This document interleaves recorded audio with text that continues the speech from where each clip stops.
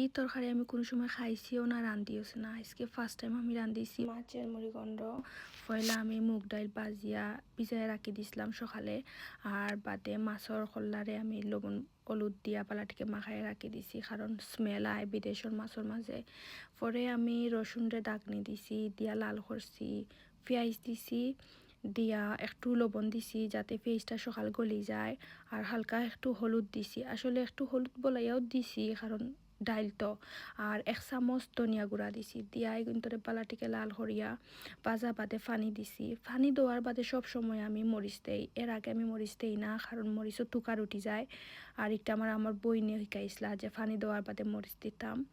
আর আমি ডাইল দিলাইলাম, দিয়া বালাটিকে কিন্তু খসাই লাইলাম। আর ডাইলর লগেও আমি মাছের মাথা দিলাইছি, যাতে একটু সময় তেলের মাঝে লাড়াচাড়া করলে মাছের গন্ধটা না বার হয়, কারণ মাছের গন্ধ আমি একবারে সহ্য করতে পারি না।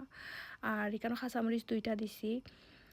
দেওয়ার বাদে এগুলো আমি পানি দিয়ে রাখি দিছি কত সময়, যাতে একলগে সিদ্ধ হয়ে যায়। ধনিয়া পাতা তুলা দিছি। মাশাল্লাহ, তরকারিটা খুব বেশি মজা হয়েছিল আর আমার খুব বেশি ভালো লাগছে।